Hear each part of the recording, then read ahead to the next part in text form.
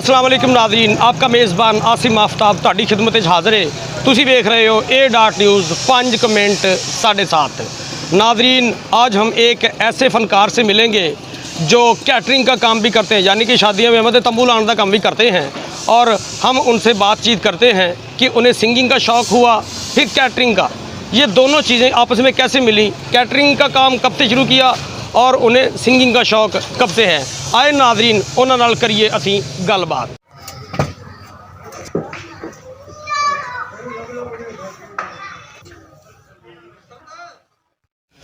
अस्सलाम वालेकुम जनाब, की हाल ने सर?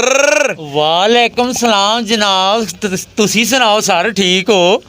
मैं सर जी तुहाडे कोल आया कि तुसी गाना गाने का तुहानूं शौक है, सिंगिंग का तुहानूं शौक है, ये तंबू लाने का काम भी तुसी करते हैं, कैटरिंग का काम भी तुसी करते, शादियों में तो तंबू लाना ते सिंगिंग दो अलग-अलग शोबे ते ये तुसी साडे नाज़रीन तो पहले सबसे पहले अपना पूरा ते प्यारा जा गुड नेम पूरा दसें। जनाब, मेरा नाम मोहम्मद इमरान और गनशकर कैटरिंग के नाम से मेरी शॉप है और निक नेम लोग मुझे मानी भी कहते हैं। वाह वाह मानी साहब, आप टेंटों वाला, मानी टेंटों वाला। अच्छा मानी भाई, आप हमारे नाजरीन को पहले ये दसें कि आपने कहाँ से तालीम हासिल की, केड़े स्कूल से, कॉलेज से, और कितनी जमातें आपने पढ़ी, तालीम कितों तक हासिल की ते कितनी जमात पढ़िया सर? ओ सर इवें है कि जी इब्तदाई तलीम है ना, 1 नंबर स्कूल च मैं हासिल हाँ जी ठीक है, ते डिग्री कॉलेज तक मैं गया, उत्थे FA दे विच मैं कॉलेज छड्ड दिता। अच्छा जी। ते उस तो बाद फिर टेंटां दा ही काम कीता, विआहां दे लोकां दे विआह ही भुगताए ने। ਇਹਦੇ ਤੋਂ ਇਲਾਵਾ ਕੋਈ ਕੰਮ, ਟੈਂਟਾਂ ਤੋਂ ਇਲਾਵਾ ਕੋਈ ਤਾਲੀਮ ਤੋਂ ਵਿਹਲੇ ਹੋਏ ਜਦੋਂ ਫਾਰਗ ਹੋਏ ਤੁਸੀਂ, ਤੇ ਉਸ ਤੋਂ ਬਾਅਦ ਕੋਈ ਕੰਮ ਕੀਤਾ ਜਾਂ ਇਹੀ ਕੀਤਾ? नहीं, काम तो सिर्फ मैं टेंटा का ही किया जी। अच्छा जी। लेकिन शौक सिर्फ सिंगिंग का किया है। अच्छा, कितना अरसा हो गया ਤੁਹਾਨੂੰ कैटरिंग का काम करदे, यानी कि ਤੁਸੀਂ तंबू ला के लोगों की खिदमत कर रहे हो? कितनी देर तो तंबू लाने का काम कर रहे हो? मेरा ख्याल है कि जनाब जिंदा मैं पहला आर्डर लाया सीगा ना, उनका मुंडा हुण 20 साल का होना। अच्छा यानी कि 20 साल हो गए ਤੁਹਾਨੂੰ? 20 साल हो गए ने। 20 साल? हाँ जी हाँ जी। तंबू लाने का ਜਿਹੜਾ ਕੰਮ ਹੈ ਤੁਸੀਂ 20 ਸਾਲ ਤੋਂ ਕਰ ਰਹੇ ਹੋ? मुंडा विआहण वाला होना। आहा, क्या बात है। अच्छा, आप हमारे नाज़रीन को आर्डर मैनू ही आना। आप हमारे नाज़रीन को ये दसें कि आपको सिंगिंग का भी शौक़ है, गाना गाने का शौक़ है, ये कब से आपको शौक़ है, ये आपको कितनी देर से आपको शौक़ है, यानी बचपन से आपको कब एहसास हुआ कि आपको सिंगिंग का शौक़ है? जनाब ये तो मेरे अंदर है। अच्छा जी। मौसीकी तो मुझे बचपन से ही है। अच्छा जी। पहले मैं नात खानी करता रहा हूँ, जब ये स्कूल लेवल से आया तो सिंगिंग शुरू कर दी। आज हमारे नाज़रीन को आप कोई ऐसा सोना जा गाना सुनाएं कि नाज़रीन को पता चले कि वाकई यार एक फनकार के पास हम आए हैं। वाह वाह, गाना सुनाएं जी। गाना ही गाना सुनाओगे गाना सुनाएं जी। वाह जी वाह, क्या इमरान साहब गाना सुना रहा है जी थानू।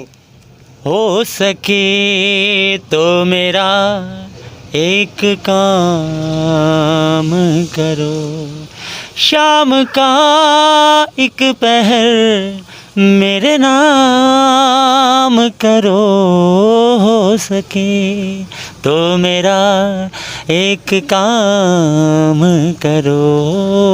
दिल तो पहली नजर में तुम्हारा हुआ, तुम हो जीते हुए और मैं हारा हुआ, मेरे जज्बात का एहतराम करो, हो सके तो मेरा एक काम करो। अच्छा, इन दोनों कामों में से आपने क्या खोया क्या पाया? हमारे नाज़रीन को ये लाजिम दसे, बंदा कुछ ना कुछ खोता है, कुछ हासिल करता है, क्या हासिल किया? सर मैनू तो 20 सालों के विच ना जी विआह करदियां हाली भी ऐं ही लगदा कि मैं उन्हां च 3 बच्चे पाए ने। हैं जी, खोया आपदा सिर्फ वालद है तो बाकी ज़िंदगी च सुकून ही सुकून है, तो अल्लाह ताला हर बंदे नूं सुकून देवे। माशाअल्लाह, अल्लाह खैर करे इंशाअल्लाह जी, लाजमी अल्लाह खैर। क्यों जी? हाँ जी। हाँ। और जी ए नाज़रीन हमारे साथ थे इमरान मानी साहब, और ये कैटरिंग का काम भी करते हैं, सिंगिंग का काम भी करते हैं। नाज़रीन ਇਹਦੇ ਨਾਲ ਹੀ आसिम आफ्ताब ਨੂੰ ए डॉट न्यूज़ ਦੇ ਨਾਲ इजाज़त ਦਿਓ। पाकिस्तान जिंदाबाद।